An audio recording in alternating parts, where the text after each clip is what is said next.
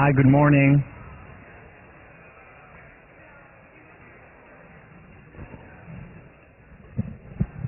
Good morning. Welcome back. Hope you had a wonderful break, that you took time to recover, to de-stress. And as it happens, this is the topic today, or we'll continue from where we left off before break. So, remember we talked about the idea that, in fact, stress wasn't the problem, which was the most interesting, surprising, but in retrospect, obvious finding of the research on stress, that stress in and of itself is actually good. Just like in athletics, just like in sports, when we stress a muscle, the muscle develops, it grows. When we stress ourselves psychologically, emotionally, we grow, we become more resilient, we become stronger. It is not good for a person who's just born to be put in a sterile environment and be protected from all the stresses of the outside world, such as bacteria, for example, which stresses the system because it forces it to create antibodies. It's not good for us to be in a sterile environment, not physically, whether it's in a closed environment as babies, not physically in terms of not doing any sports, not pushing ourselves, and also not mentally and emotionally, which is why I said, time and again, I wish that you fail more, because I think it is important to go through hardships, through difficulties. And in fact, we're going to talk about failure right after we finish up with the goal-setting lecture, when we discuss perfectionism, which is all about our approach toward failure. So stress is not the problem. The problem is lack of recovery, and that is what we don't have enough of in our culture. Not just at Harvard. In most workplaces, there is not enough place for recovery. In most schools, most universities, which explains why levels of stress translate themselves to chronic stress, translate themselves to chronic anxiety, translate themselves to depression. It's because we don't have the recovery. And we talked about recovery on a few levels. So just a quick recap. We talked about recovery on the micro level, which is, for example, every 90 minutes of sprint, 15 minutes break. Instead of being marathon runners, being sprinters. It's a 15-minute meditation. It's a 1-hour lunch where we really give ourselves time to recover. It's going to the gym on a regular basis. It's the 15-minute listening to our favorite piece of music, speaking to a friend or whatever it is, the recovery on the micro level. And people who recover, who have recoveries during their workday, and this is research done across the river by people like Teresa Amabile or Leslie Perlow, show how important it is in the workplace to have recoveries.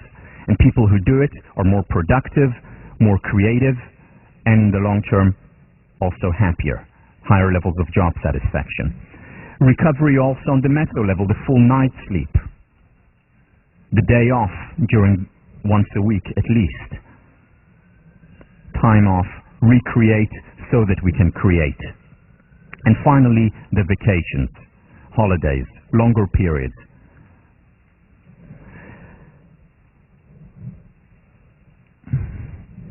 You see, the other thing that happens when we're constantly on the run is that we miss the beauty that's all around us and within us.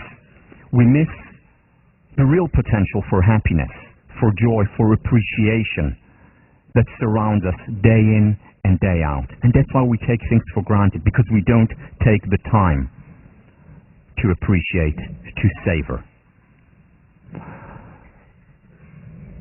And it's not natural to do so. I mean, can you imagine a lion living in our modern world? Can you imagine a lion working at McKinsey or in investment banking or being on the tenure track? It's unnatural. You know, what a lion needs to do is yawn. They need to play. It is natural. And remember what we talked about during the first couple of lectures. The constraint view of human nature. Nature to be commanded must be obeyed. Our nature dictates that we need recovery. All animals do. And when we frustrate a psychological, physical need, we pay a price for it.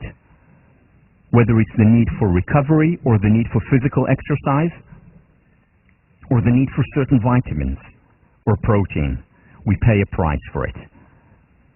And the key is to introduce these natural recovery periods into our lives. And here is the key. The key is focus. Focus on both work as well as recovery. So remember the question that we asked before break. What makes some individuals succeed despite living in the modern world or living with ambition and success? Well, these individuals know how to focus when they work and when they play. To use the cliche, they work hard and they play hard. What does that mean specifically? First of all, in recovery, they understand that quantity affects quality. Let me share with you a study that you read about in the book. This is by Nobel Prize winner, the Israeli psychologist Daniel Kahneman, won a Nobel Prize for economics, turned positive psychologist. What he wanted to understand was the affective, the emotional experiences of women during the day. And what he did was ask women to evaluate their experiences right after they had that particular experience. So what was it like for you? And they evaluated their experience at work, they evaluated their experience shopping, they evaluated their experience spending time with their intimate partners, with their children, having lunch with friends, whatever it was. They evaluated how they were doing during the day. And the most surprising finding of this result was that these women did not particularly enjoy time they spent with their kids. Now, this result was very surprising to Kahneman, and when he probed further, he and his co-authors, it wasn't the fact that the women didn't love their kids. I mean, they loved their kids. For most of these women, kids were the most meaningful, important thing in their lives. However, their experience with their kids often was not pleasurable. The second component of happiness. Very meaningful, but not always pleasurable. Why? When they probed further, they found out exactly why. Because these women, when they were with their kids, they were not really with their kids. Meaning, they were on the phone at the same time, or doing email, or thinking about what they did earlier at work, or what they have to do later at home. They were distracted, and they were not present with their kids. Now, individually, discreetly, they may have really enjoyed being on the phone with a friend, or doing work, or thinking about work, or thinking about what they have to do later. Each discrete individual activity may have been a lot of fun, but together it was too much of a good thing. And quantity affects quality. I mean, think about the following analogy. Think about your favorite piece of music and listening to it with your eyes closed and focused. So your favorite piece of music, if it's like mine, probably is, it's Whitney Houston's And I Will Always Love You. Thank you. Yes, there's another one here with good taste in music. And you listen to Whitney Houston or whatever your favorite piece of music is, your eyes closed and you focus, and then you rate it on a scale of 1 to 10. And of course, perfect 10. You're touched, you're moved, you're inspired. And then you listen to your second most favorite piece of music, which, if it is like mine, it's the chorus piece from Beethoven's Ninth. And you listen to it, you focus on it, and again you rate it on a scale of 1 to 10, not quite And I Will Always Love You, but it's a 9.5. And then, for maximal effect, you take the two pieces together and play them. And what do you get? A 19.5, right? No, not a 10, not even a 5. It's noise. This is modern life for you. This is modern life. We have activities, we have so many wonderful things in our lives, but we have too many of them. And you know what that often does? It very often leads to guilt and frustration. Why? Because I say to myself, how is that possible? I love doing what I'm doing. I'm so fortunate to have so many amazing, wonderful things, people, experiences in my life, and yet I fail to be happy. There must be something wrong with me. No, there's nothing wrong with you. It's perfectly natural. Just like you will not be able to enjoy the two pieces of music played together, even though individually they're your two most favorite pieces of music. Too much of a good thing. Quantity does affect quality. You know, this happens constantly. And it happened to me 2 years ago when I was teaching positive psych. It was about 1 month into the semester, and it just didn't make sense to me. Why wasn't I happy? The class was doing well. I was enjoying the class. I was doing a lot of work, consulting. I was speaking around the country about positive psychology, about Israel. I was writing. I'm doing all the things that I love, that I care about, that I'm passionate about. Spending time with my family. Then I took a step back and I realized too much of a good thing. And as soon as I cut the activities, happiness level went back up again. Quantity affects quality. Researchers on relationships and love, the Hendricks couple, say, love and sex are affected negatively by stress. If we can help people to simplify their lives, thus reducing their stress levels, it is very likely that people's relationships would be enriched greatly. Moreover, the positive aspects of their lives would be enriched accordingly. It affects every area of our lives, whether it's our love life, whether it's our experience with our kids, whether it's our experience doing work or reading, spending time with friends, or writing. There can be too much of a good thing. So if we have lunch, and we use lunch as recovery, and at the same time we're on the phone and doing email, that's not recovery, that's simply more stress. But if we have just lunch and focus on our eating and enjoy it, or just spend time with people we love, that's recovery. The key is focus. The same thing applies to work. Now, it's not possible in our world today, certainly not in leadership positions, which many of you have already got and will assume in the future. It's not possible to eliminate multitasking. The key, though, is to reduce it. Just a quick show of hands. How many people here, while you're doing work that requires concentration, that requires focus, whether it's writing or doing reading or anything else that requires concentration, how many people here have their emails on at the same time? Okay, it's the majority. It's most people in the West who do that. I used to do that too, until I found out about this research. When you have your email on while you're doing work that requires concentration, it is equivalent to taking off 10 IQ points. 10 IQ points. Now, I don't know about you, but I can't spare 10 IQ points. Now, for comparison's sake, if you lose a whole night's sleep, so if you haven't slept for 36 hours, your IQ is reduced by the equivalent of 10 points. Another point of comparison, if you smoke marijuana, if you smoke grass, your IQ is reduced by 4 points. So if you have, look, I mean, it's the choice. More fun, less IQ point, well, but don't inhale. And I hope you didn't record that there. Here is the study. This was done at the the University of London. The IQ of those who try to juggle messages and work fell by 10 points, the equivalent of missing a whole night's sleep and more than double the 4-point fall seen after smoking marijuana.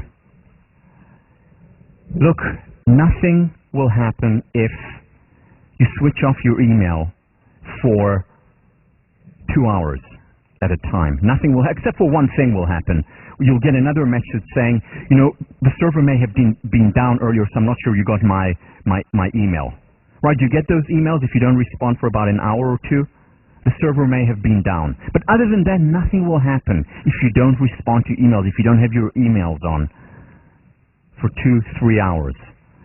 Nothing will happen if you don't answer the phone every moment. Unless you're an ambulance driver, in which case you should have it on. But otherwise, it's fine. Switch it off. Doing less. And when you do less, you get so much more done.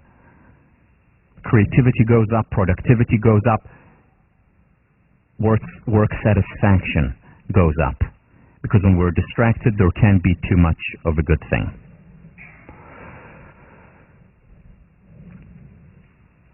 I've spoken about so many techniques already, and we'll speak about some more, about journaling, about doing gratitude exercise, about writing a gratitude letter. I'm going to talk about doing more physical exercise.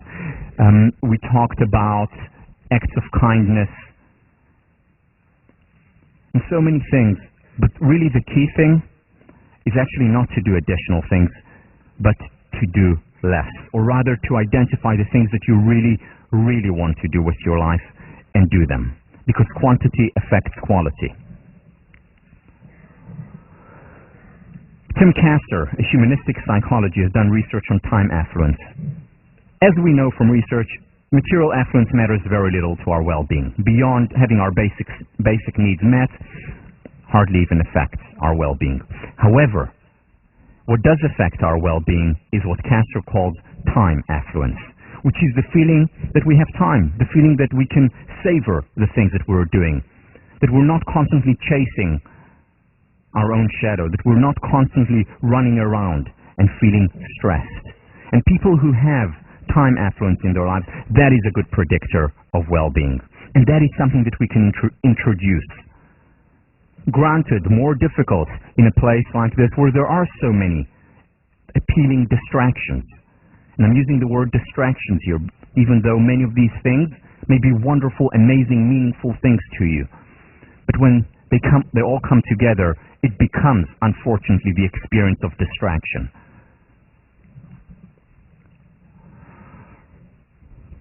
In our modern world, functionality is being pitted against fun.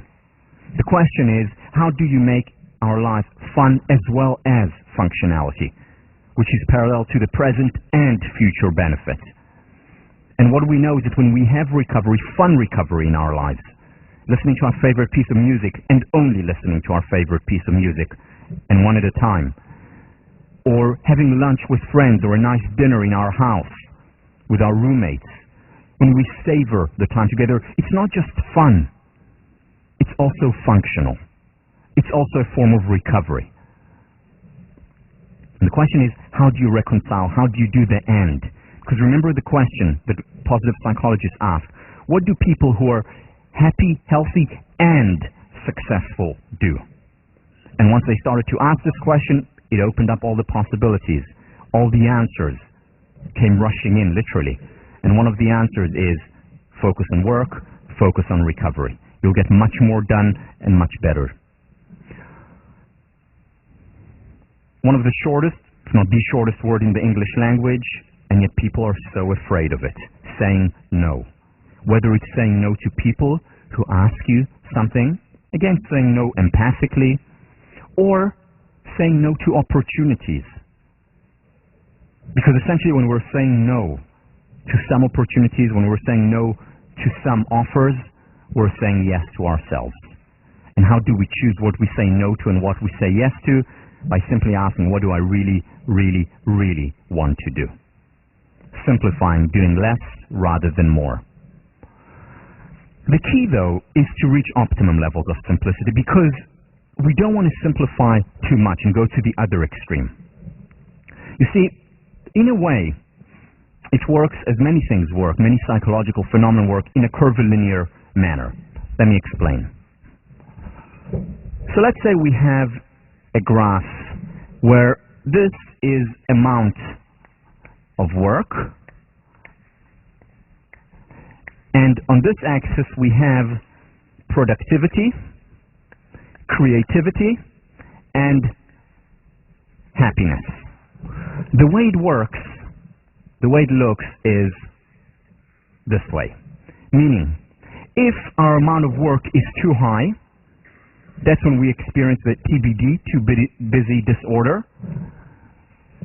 We're unhappy, we're not creative, and we're not productive. This is the burnout. We may be productive and creative for a short while, but this is the burnout phase. On the other hand, if we do too little, that's also not good. And very similar consequences. We're unhappy, we're certainly not productive, and we're not creative. This is extreme procrastination, which we'll talk about in a minute. This is overwork. What we want to find is our optimum. For each person, this is in a different place. I mean, this graph can be situated here for one person and here for another. But each person has this optimal level. And this is where highest level of productivity, creativity, and happiness. So on the one extreme, we have the law of gases essentially applied to time management.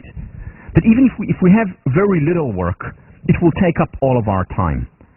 And then we're not productive, not creative, not happy.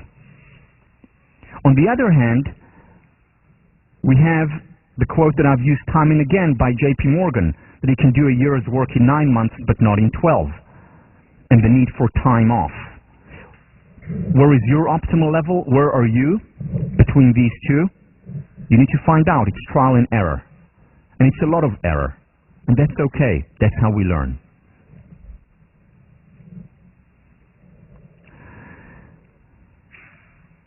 Essentially what we're about is sustainable growth.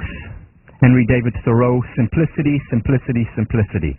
I say let your affairs be as 2 or 3 and not 100 or 1,000. Instead of 1,000,000, count half a dozen. In the midst of this chopping sea of civilized life, such are the clouds and storms and quicksands and the 1,001 items to be allowed for. And he must be a great calculator indeed who succeeds. Simplify, simplify. This was written around 1840. How much more do we need to simplify today in the 21st century? And what we are about, again, is sustainable growth. I've used this metaphor from environmentalism. What's sustainable growth? So when a country like Senegal is now talking about sustainable growth, what does it mean? It doesn't mean that it wants to freeze progress. It means that it wants to grow. However, in a sustainable way, which means let's take out of the environment what can be replenished naturally through our help. The exact same thing we're talking about on the psychological level. We're not talking about a stress-free life, a life where we don't take out of ourselves, when we don't push ourselves, when we don't exert ourselves. What we're talking about when we talk about sustainable growth is that we take out of ourselves, we exert, we stress ourselves, and replenish through recovery. Just enough so that it's sustainable. Because if we don't replenish, then it's not sustainable, and then we begin to experience anxiety, depression, burnout, and so on. So ask yourself, where do I in my life need to simplify? Where do I in my life need to do more? How can I, in other words, overcome procrastination? Going back to our friend. Because this may be a little bit too extreme. You know that 70%, more than 70% of college students nationwide complain about procrastination. Not others' procrastination, their own procrastination.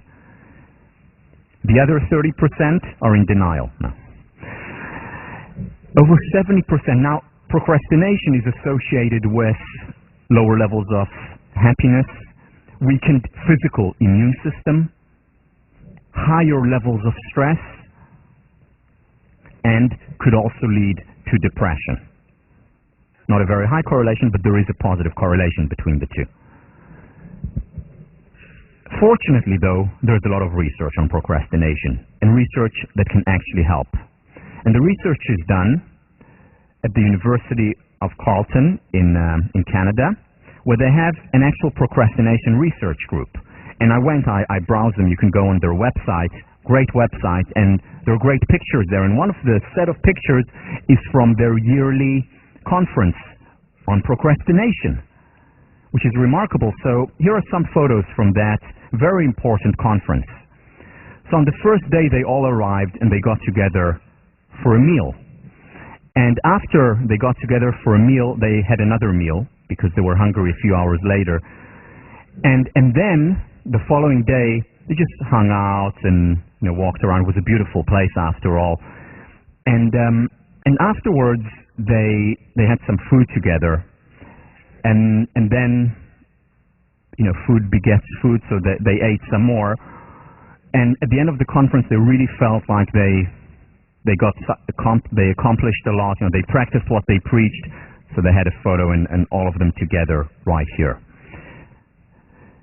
Actually, they do fascinating work and very important work on procrastination. So here are some of the results, some of the important results for overcoming procrastination. First, most important one, simple, easy to implement, and it works, is what they call the 5-minute takeoff. One of the things that they found with just about all procrastinators is that they have a misunderstanding of what it takes to act. Procrastinators the world over think that in order to act, they first need to be inspired. I have to feel the vibes before I start this Act 10 problem set. I really have to be inspired before I write this paper for Lit and Arts. But you know what? That's not how it works. That's not how it works. It's not about first changing our attitude, i.e. becoming inspired, and then acting. It usually works the other way around. We first need to start acting behavior that will then affect our attitude. Because very often once we start, we're on a roll. Or sometimes, a few times during, let's say, the 9-minute sprint, we have to restart the 5 minutes. Now, I don't know if you've noticed this, but if you haven't, it's something that I'd really like to share with you. By now, we know one another pretty well, or you know me pretty well. So, if you don't know this, I think you should know this. I am extremely passionate about positive psychology. I love positive psychology. But sometimes when I get up in the morning and I write something about positive psychology or prepare a lecture on positive psychology or read positive psychology, sometimes I don't feel like starting. This was actually a very big surprise for my wife, and it only came up a couple of years into our marriage, where I told her, sometimes I really don't feel like getting up. She said, how's that possible? I mean, you get up in the morning and then you go to your computer and you start to work on it. Yes, exactly, because I know the 5-minute takeoff. And sometimes within a 90-minute session, I have to do another 5-minute takeoff because my energy levels are drained. So I either take time off to recover, or if I think that it's just procrastination, I say, okay, for 5 minutes, just push. And very often that 5 minutes starts an upward spiral. Not through the mind, not through the heart, through action. The 5-minute takeoff, probably the most useful technique for overcoming procrastination. Just do it, in other words. Reward yourself. Businesses are built. Can you imagine a business without a reward? Well, think about the Self Inc. You're a certain business. You want to motivate yourself. So reward yourself. Okay, I'm going to do 3 hours of work now, and then allow myself a 3-hour meal in the dining hall as a reward. Or I'm going to really work hard on Friday so that Saturday I can go out. That's okay. We do it in every other place. But no, again, we say, no, I need to be inspired for this problem set. Yes, sometimes, but sometimes we're not that inspired. And rewards are certainly legit and important. Go public. Throw your knapsack over the wall. Tell people what you're going to achieve. This is exactly what I did in 1995 when I first decided to teach workshops in psychology. I was working in Singapore at the time. I called up my boss, Mr. Hugh Hong, and I said to him, Hugh, I want to teach a workshop, or 2-day workshops, one on leadership, one on the pursuit of excellence, on success. And he said, that's great. I think it will really help the employees. When do you want to do it by? I said, July 1. This was January of 2005. And he said, fine. Put down the phone. I called him. I was here at the time. I called him up. And as soon as I put down the phone, I said, oh, shoot. What have I just done? One of the best things that I ever did. Because I went public with it. I threw my knapsack over the wall, and I had to start working, whether I liked it or not. And that helped me overcome procrastination, because I knew that I wanted to teach at some point, but when I went public with it, in a sense, it forced me to do it. And I gave a workshop. It wasn't the best workshop in July of 1995, but I did it, and I worked extremely hard toward it. The team approach. The best predictor, for example, of maintaining an exercise regime is doing it with other people. Now, this is not right for everyone. Some people, exercise is something that they want to do by themselves, just with their, Discman or just by themselves at home. And that's okay. However, for most people, doing it with other people actually helps. It also helps to write down. This is a commitment. Write down goals, divide and conquer, break down achievement. Remember Langer's research? Write these things down. Make lists. They actually help most people. And finally, permission to recreate. What that means is that give yourself permission to be human. Give yourself permission to procrastinate at times as well. Give yourself permission to recover. You're not a machine. We're not machines. We need to understand the constraint view of nature. Because if we don't understand it, if we don't respect nature, nature is not going to respect us. And we're going to pay a price in terms of our productivity, our creativity, as well as our happiness, the ultimate currency. I want to show you a quick excerpt by my favorite, Ellen DeGeneres. And this is the end of her show on procrastination, which I highly, highly recommend. You can find it in any of the video stores around here. So here she is, the end of the show, after she has talked about procrastination for over an hour. The one and only.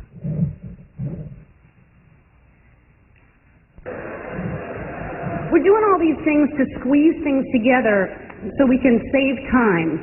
And I don't know about you, but I don't have any more time. I have less time. But let's just say we could save up a whole chunk of time and set it aside. You know what we do with it? Nothing. Nothing at all. Isn't that the point, to be able to do nothing at all? But we're not guaranteed that later on chunk of time. All we have is here and now. And that's why procrastination feels so right.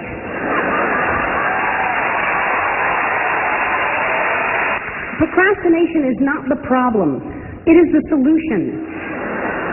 It is the universe's way of saying, stop, slow down, you move too fast.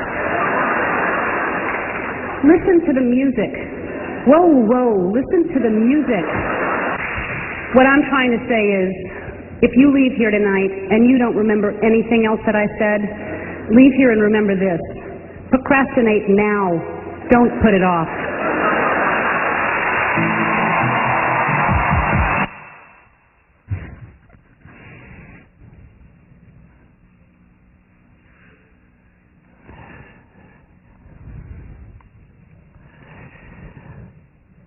Okay. Out of everything that I teach, this lecture, this topic is the most personally meaningful to me. Because in many ways, my shift, my journey from perfectionism, and it's an ongoing journey, a journey that it goes on right now as we speak. My journey from perfectionism to the pursuit of excellence is most intimately linked with my journey toward becoming happier. So I want to share with you some personal things that I've been through. Some of them are in my book, but I want to expand the story beyond squash. So I started playing squash at the age of 11, which was after giving up an illustrious, passionate career as a basketball star. It was about that time when I realized that NBA was not going to happen for me. I started playing squash and almost immediately started playing every day. My days revolved, my life at that time revolved around squash. I would wake up at 5 a.m. in the morning and go for a run. I would come home, have my food, go to school. Right after school, it was next to the squash, not far from the squash courts. I would go to the squash courts, play with my coach, work out in the gym, play games, and then late afternoon I would go home, do my homework, and then go to sleep. For years, this was my pattern. It was difficult, it was tough, especially the interval training workouts with my coach. However, it was nothing. The toughness was nothing compared to the emotional difficulties at the time. I was constantly, with almost no recovery, no reprieve. I was constantly stressed. There was always a knot that I felt in my stomach. It was real, as if there was a ball here. The knot was especially pronounced, especially difficult after a poor performance in practice, when it didn't match to the standards that I had for myself. And it almost never matched. The knot was at its severest during tournaments. Very often, I would get to a final of an important tournament and choke and lose the final, even at times when I was supposed to win, on paper at least.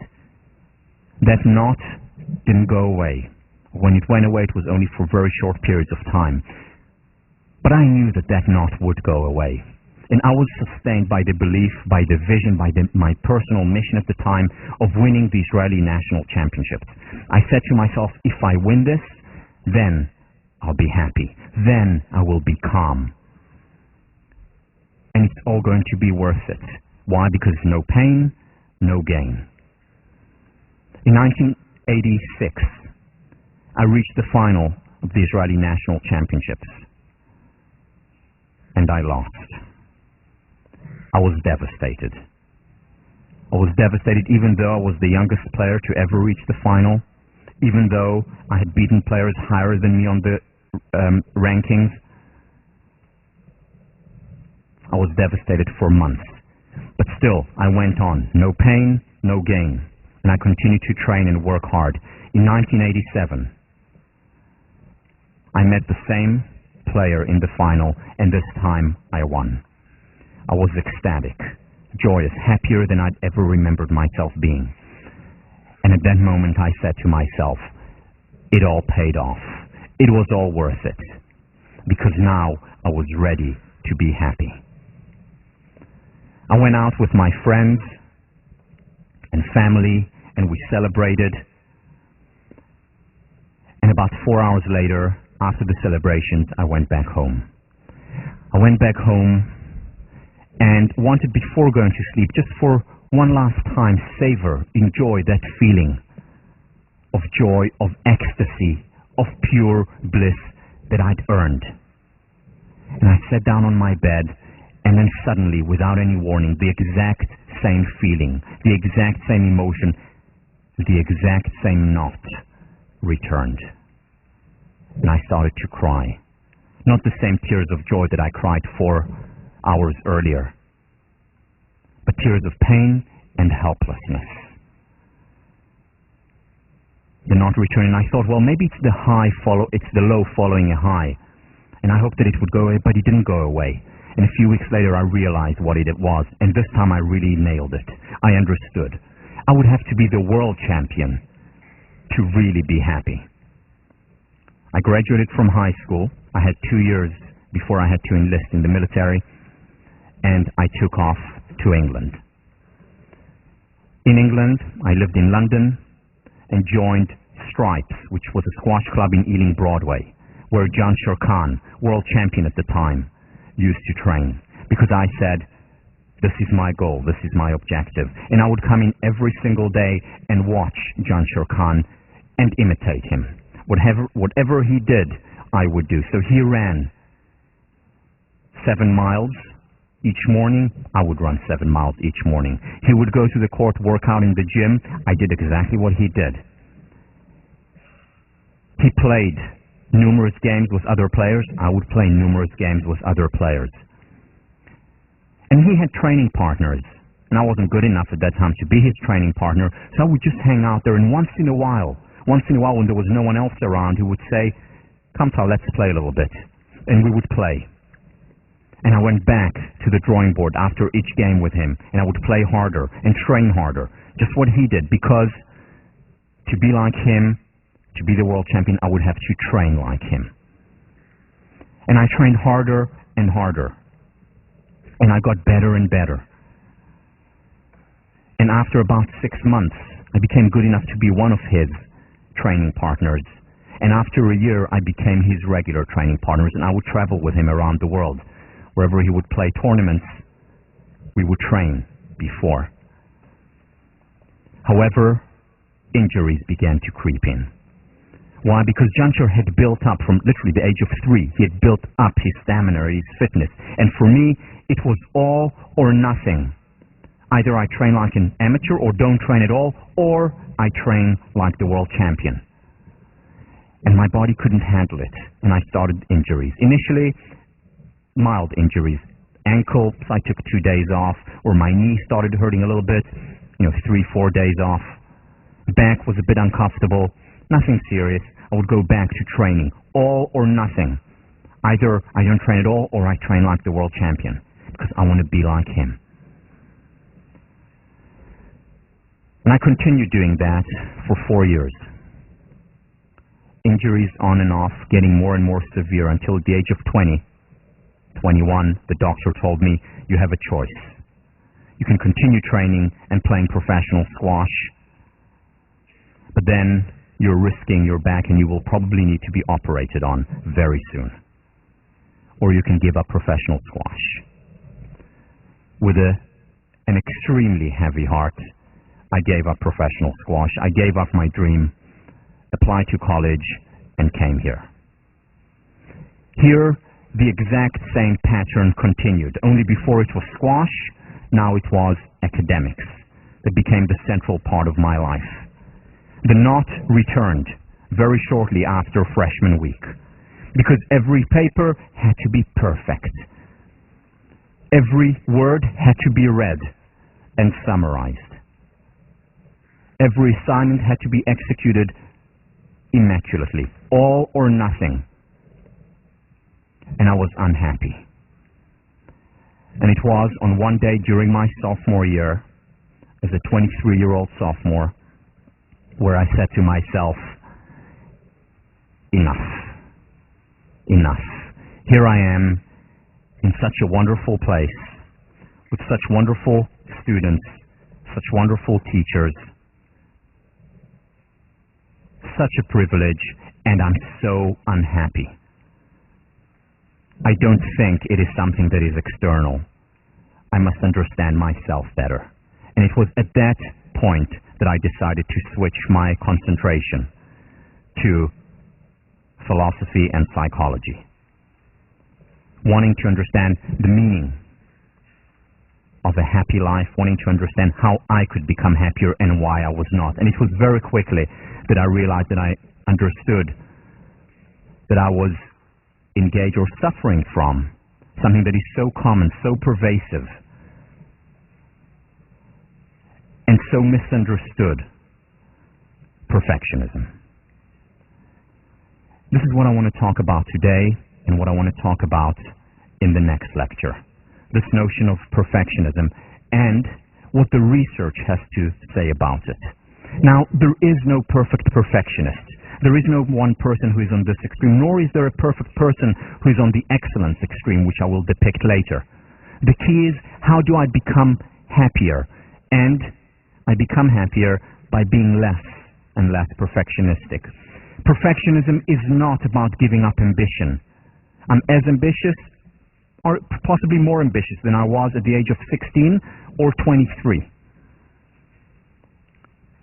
It's about having a different approach toward the journey of our life, toward each step of the way, specifically toward failure. So what I'm going to talk about is, first of all, define it so that we understand it, because it is misunderstood. I'm going to talk about characteristics. We're going to get to that next time only. The characteristics, what it means to be a perfectionist. Then I'm going to talk about the consequences. And then how it's possible to be both successful and happy. Again, the question that we asked in the goal-setting lecture, the question that essentially we're asking throughout the class, it's not about giving up success. It's not about giving up the conventional currency. But it's about also enjoying the ultimate currency, more importantly, because it is the ultimate currency. Then we understand what is the source of perfection. Where does it come from? Because if we understand where it comes from, we're much more likely to be able to overcome it. And then, most importantly, how do we overcome it? And how do we help other people overcome perfectionism? And again, not giving up their ambition, not giving up hard work, not giving up the pain of failure, because that's inevitable, but simply having a more rational, a more helpful, more empowering approach toward failure. Okay, so let's get to work. I need a volunteer. I need a volunteer, but before you put your hand up, it's a very special kind of volunteer. I need a volunteer who is a very good artist, a volunteer who can draw really well.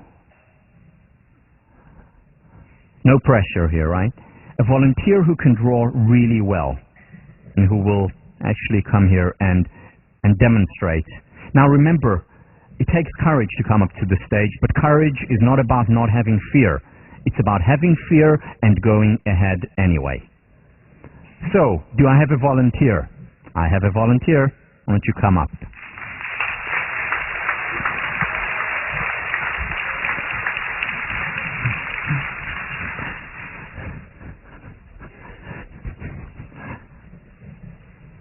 Okay. Hi, what's your name? Vincent. Are you a VES concentrator? No. Don't tell me you're economics. No. Okay, what are you? Biology. Biology, okay, good. All right, so biology, you have to draw many diagrams. That's why I was worried. Well, in Ec, you also have to draw diagrams, I guess. So it would have been fine, too. All right, are you ready for this? There's still an opportunity to go and sit down. Are you sure you want? To conquer my fear. All right, yes. Good. All right, are you ready for this, Vincent? You sure? All right, here's what I want you to do now. I don't know if I want to do this to you, though, you know. All right, but I'm going to do it to you anyway. I want you to draw here, on this part of the board. I want you to draw... Are you ready for this? You sure? Okay. I want you to draw a circle. Take your time. Take your time, no hurry. You can also erase and put back. But I want you to draw... Give your best shot here. I want you to draw a circle. We have half an hour. No hurry. In the meantime, we'll meditate. Yeah, I didn't mean it literally half an hour, but okay.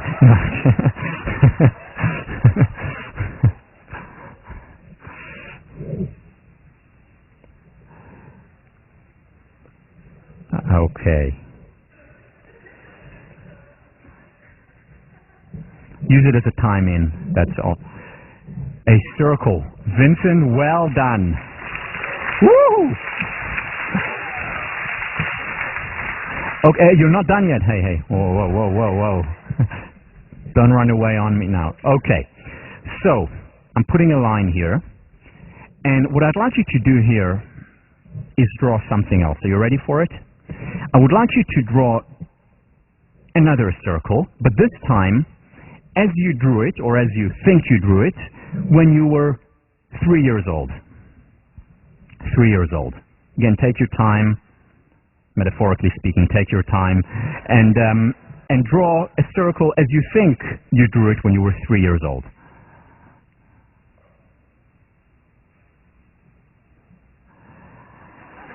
All right. Yeah. And that's when his parents said, Van Gogh was reborn. Can you draw it as you drew it when you were 3 years old, please? I know that there are many very talented people here, but we want some real... Okay, all right. Still very talented 3 years old.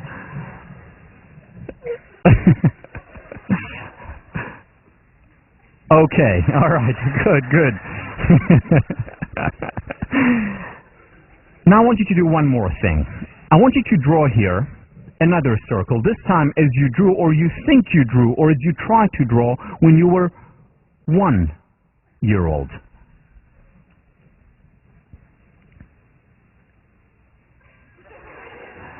Okay, still a very talented 1 year old, but a 1 year old nevertheless.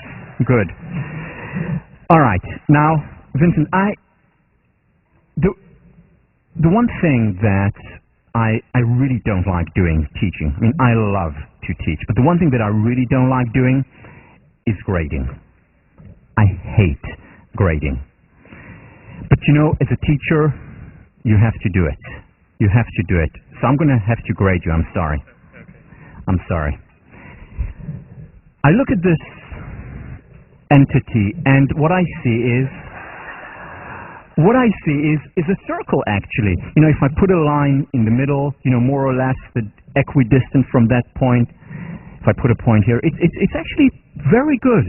Very good, Vincent. Well done. I'm proud of you. Well done. You passed. Yes, exactly. But, you know, I can't help but looking beyond, and I get here. And, you know, I'm trying to find the right word here, and what would the right word be? Disaster, maybe? I mean, Vincent, please, I mean, this is not a circle. And this? I'm sorry. I'm sorry. It's tough being a teacher, you know. But I have a question for you, Vincent. I have an important question for you. Could you have gotten to drawing a real circle without having drawn hundreds and thousands of failed circles? In other words, could you have gotten here without being here? Absolutely not. There is no other way to succeed. Thank you very much, Vincent.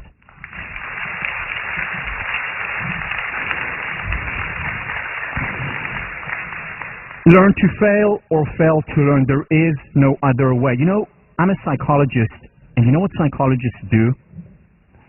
Psychologists watch people. And I watch you every time you come to class. And I watch you very, very closely. And you know what I see? Again, this takes a lot of insight and experience and wisdom, but you know what I see every time when you come into the class? That you all are very good walkers.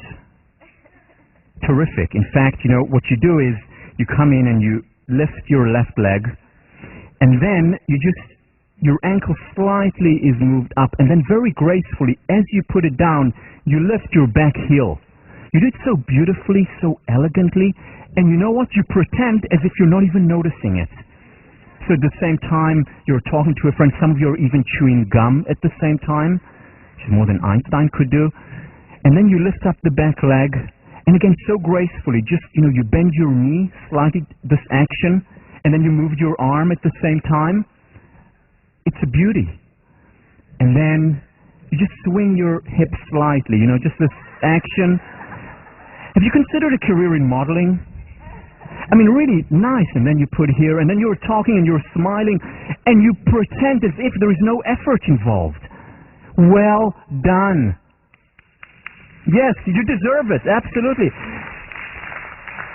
But here is the question. Could you have gotten to this stage, to being such good walkers without having fallen hundreds and thousands of times? Not even Vincent could have reached that stage without it. It's not possible. Learn to fail or fail to learn. And as kids, we know it. And you know, we fall down and we maybe cry a little bit if it hurts, but then we get up again and we fall down and we laugh.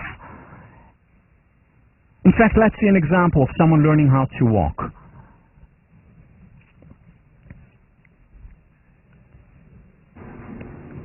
Go get mommy. Go get her. Go get mommy. Oh, good job. Oh, good job.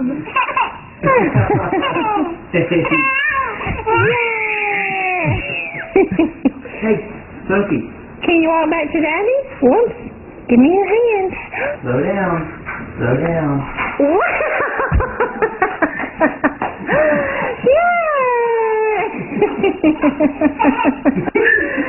She's so hyper.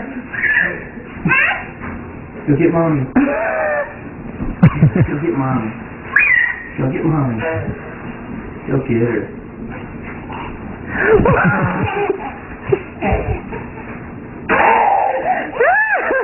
Take your time, baby. Take your time, baby girl. Slow down. Are you excited that you can walk now?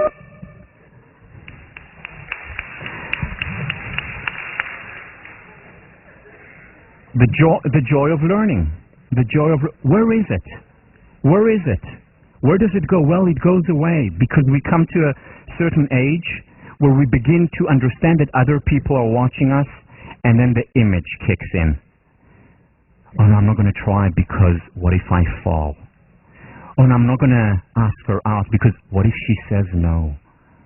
Oh, no, I'm not going to try for this play because hardly anyone gets that. Oh, no, I'm not going to share because what if they don't like what I have to say? Oh, no, everyone is so smart, I'm not going to speak up. And we avoid instead of coping. And that affects our self-esteem, our confidence, our resilience, our happiness levels in the long term. Or we go on a date and everything has to be so perfect. So perfect. Forgetting how we learned how to eat in the first place.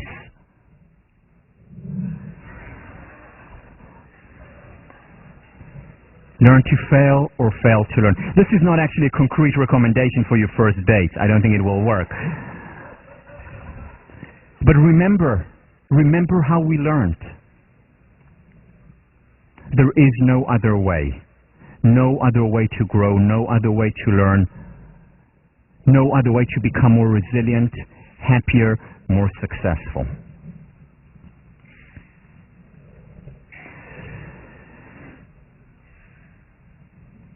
Have I said this before?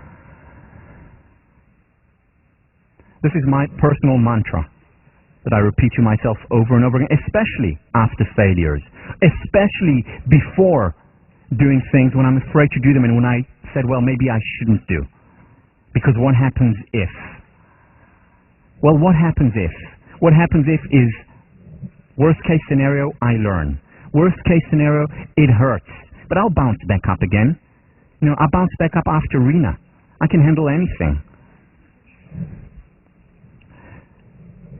Wei Ji, the Chinese character for crisis, has two parts. The first part is danger. This is the top character. The bottom character, opportunity. There's the danger of failing, and wherever there is a crisis, there is also an opportunity to learn and grow.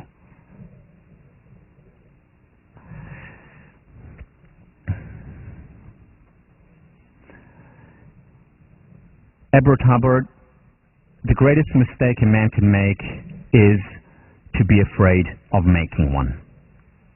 I want to show you an example of a person who made mistakes, who failed time and time and again. In fact, I was thinking of labeling that person or giving him the position of the ultimate failure.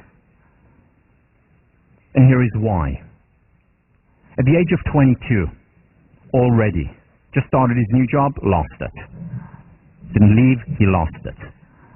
At the age of 23, decided to go into politics because he wasn't doing well in other jobs, but didn't make it there either. And then he went back to business, didn't make it there. At the age of 27, it was just too much for him, just too much, and he collapsed, had a nervous breakdown. But then got up again after falling, and at the age of 34, 7 years after his nervous breakdown, he ran for Congress, wasn't even close, didn't make it. At the age of 39, hasn't learned the lesson yet, and was defeated again for Congress. And then he said, let me go try higher. At the age of 46, what a loser. Doesn't learn, does he?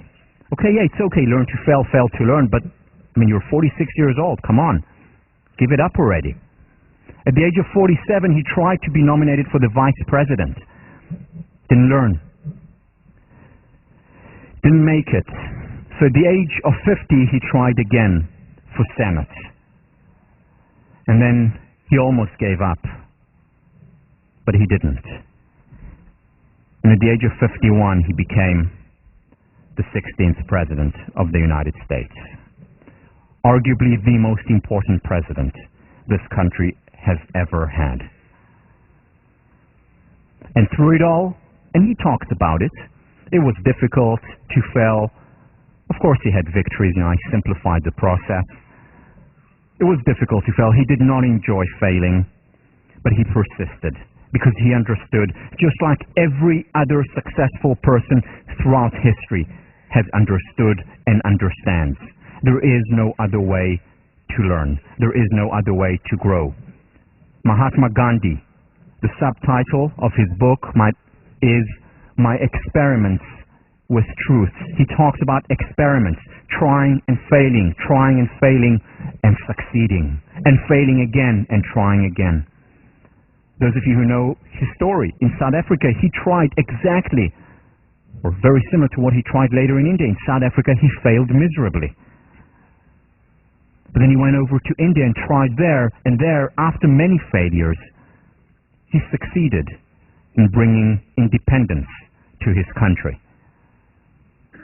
More than anyone understands the importance of failure. Freedom is not worth having if it does not connote freedom to err. And when he talks about freedom to err, he means it on the national level, being self-determined, free people. He also means it on the individual level.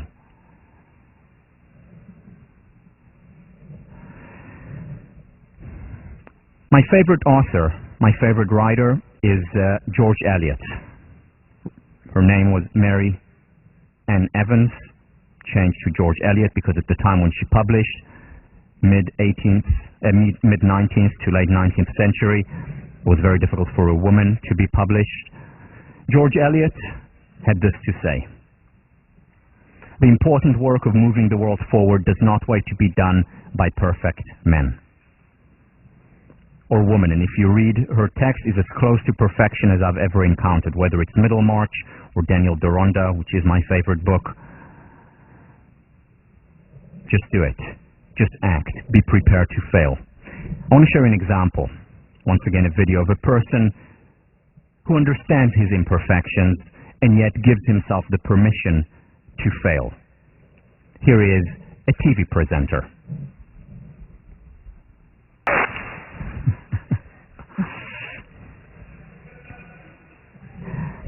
In sports, Babe Ruth, at the time the most home runs out of any other player, held the record for many years. How many people know that he also topped the league 5 years? 5 years he topped the league in strikeouts. Very often the case that the most successful athletes are also ones who have failed the most. And if you reach for the stands, you have to be prepared to fail many times. Or the greatest of them all. Before he learned how to fly, he learned how to walk. Before he learned how to walk, he learned how to crawl, and he fell many times. Here he is in his own words, the one and only Michael Jordan.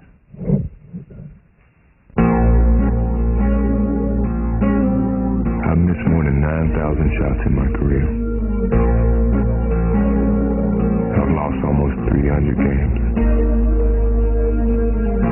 26 times I've been trusted to take the game-winning shot and missed.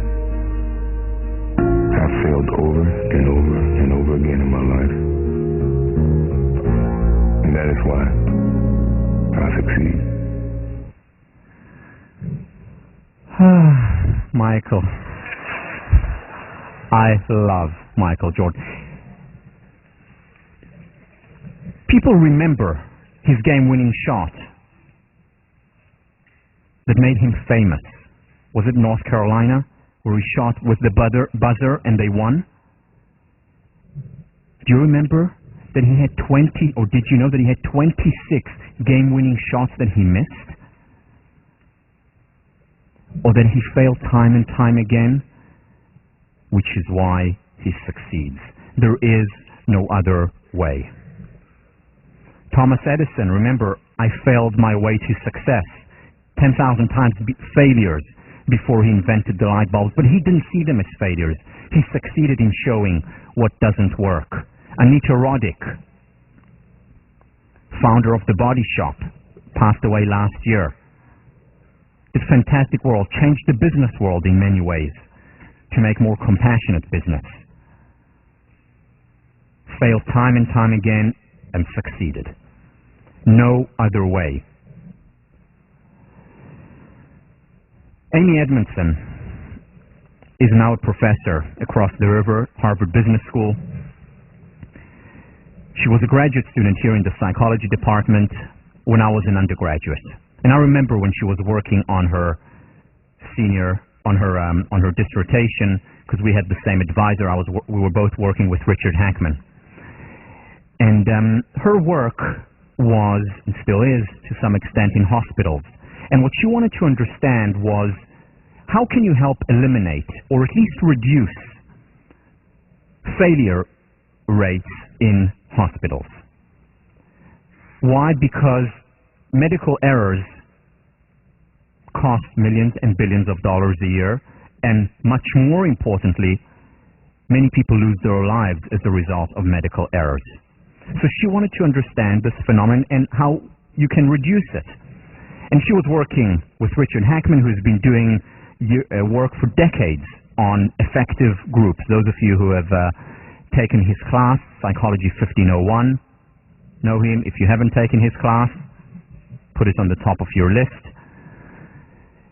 And he has done work on teams, on groups, for many years. And what he found was that there are certain conditions that if they're put in place in an organization, the group is more likely to perform well, certain conditions. And what Amy Edmondson wanted to do in her dissertation was show that when hospitals implement Richard Hackman's advice, when they have the conditions that Richard Hackman talks about, such as a clear, engaging goal for the team, for the group, such as an enabling team structure, such as supportive organization, such as effective coaching. When a group has these conditions in place, it will not only perform better, which is the research that Hackman illustrated for decades, they will also commit less medical errors. Very important research. So she did this research. It took her a very long time. She went to the field, studied hospitals, and after a long time, again, this was on the 15th floor in William James Hall, I remember that, she one day got her result, entered all her data into SPSS, pressed the button, and there was significant statistical difference between the two groups. The group that implemented Hackman's conditions and the group that did not. Eureka, she was happy, ecstatic, years of work, and she runs to Richard's office and says to him, "Richard, I got it, here are the results." He says, "Let's see, I want to see." So he looks at it and he says, "Amy, that's fantastic. They were very significant results. It wasn't just borderline. This is great, fantastic." And he looks at it and then he says, "Are you sure these are the results?" And she said, "Yeah, they're highly significant." He said, "Are you sure? Did you enter the data again and test it?" Yeah. She's very methodical, very hardworking. She said, "Yeah, I did." So he said, these are certainly significant, but they're significant in the opposite direction. Meaning, the hospitals that implemented these conditions that Hackman talks about were actually making more medical errors. Again, this went in the face of decades of research, never specifically about medical errors, but about so many other related topics. And he said, well, a result is a result, reality is reality. We have to go back to the field and understand why. We have to understand this phenomenon. So she had to go back to the drawing board. Tired, enervated, didn't understand what happened, went back to the hospitals, and in almost no time realized what the issue was. These hospitals, or groups within these hospitals, that made more mistakes did not actually make more mistakes. They reported more mistakes. In fact, the other groups who on paper made less mistakes actually made many more mistakes. However, they did not report them. Now, how did she know that? Because there are certain mistakes that you cannot hide. It's very difficult to hide a corpse, for example. So the real major mistakes that were made, they were out there, and these groups had to report these. It's not that they made less, they made more mistakes, but they didn't report. And then she changed the focus of her research to the notion of psychological safety. Psychological safety is the feeling, the experience, the space that you feel in your workplace, in your organization, where you feel safe talking about errors and mistakes, where you feel safe falling down and getting up again. And these organizations where there was psychological safety, they performed better. And she's shown this again. This was 1999. A lot of research done by her and people around the world, showing how groups, organizations where there is psychological safety, where the employees are not afraid of whistleblowing or are not afraid of falling down, of making mistakes, these organizations are significantly more successful. These are learning organizations, where the employees constantly learn and grow, where you learn from your mistakes, and then the next time you're able to do better. Very significant, very important research, whether it's for leaders, whether it's for parents. Many of you will be future parents. Is there psychological safety for your kids where they feel comfortable talking to you about things that they did not do well, about failures? Because if they do feel comfortable, they are much less likely to enter into this perfectionistic fear of failure, and they're much more likely to be happier as well as successful. There's a story about Thomas Watson, founder of IBM, one organization that invented and reinvented itself numerous times, continues on a daily basis, and that's why it survives. So there was an employee at the beginning when IBM was founded. They were making typewriters. An employee made a strategic error, and the error was that he actually lost IBM $1 million. And $1 million at that time for IBM was a lot of money. So the next day, after he had made that mistake, he comes to see Thomas Watson, the founder, and gives him a letter. Thomas Watson opens the letter and reads it and looks at the employee and says, "What is this?" He says, "Sir, it's my letter of resignation." "Why resignation, sir? I just made a mistake that cost the organization $1 million. You've been great to me.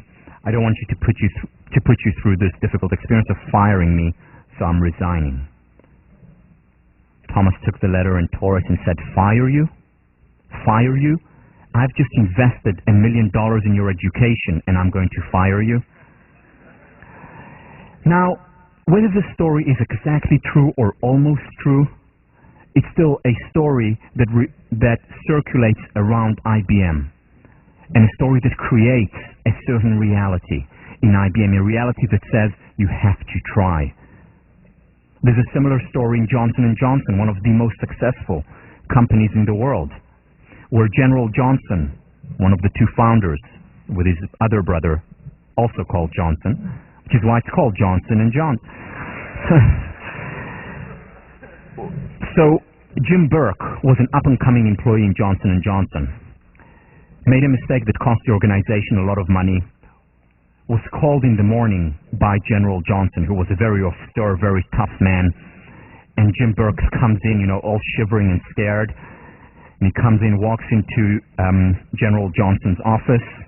And General Johnson walks from around his table, goes to him and says, "Congratulations, Jim Burke, congratulations." "Sir, I just made a mistake, sir." "Yes, I know. This is the only way to learn. The more mistakes you make, the more successful we'll be. Congratulations." And Jim Burke was all happy and about to walk out. And then General Johnson said, "Oh, just one more thing, Jim. If you make the same mistake again, I'm going to fire you." But again, a story that goes around Johnson & Johnson about the importance of failure. Jim Burke, by the way, became the most successful CEO of Johnson & Johnson. Thomas Watson. I'm almost done. 1 minute. Almost done. If you want to increase your success rate, double your failure rate. We talked about this research. The origins of genius. The most successful artists, the most successful scientists in history are also the ones who have failed the most times, who have the most duds. It's the Edisons, it's the Da Vinci's, it's the Michelangelos, it's the Marie Curie. The most successful scientists and artists have also failed the most. And finally, Jane Clem, who did research on people's success in dieting or people's success in starting an exercise regime. What she found was that the most successful people who have been able to persist, are people who have failed on average 5 times before. So I've been on 5 diets that haven't succeeded. The 5th one or the 6th one, I'm successful and I'm able to sustain it. The same with an exercise regime. Learn to fail or fail to learn. See you on Thursday.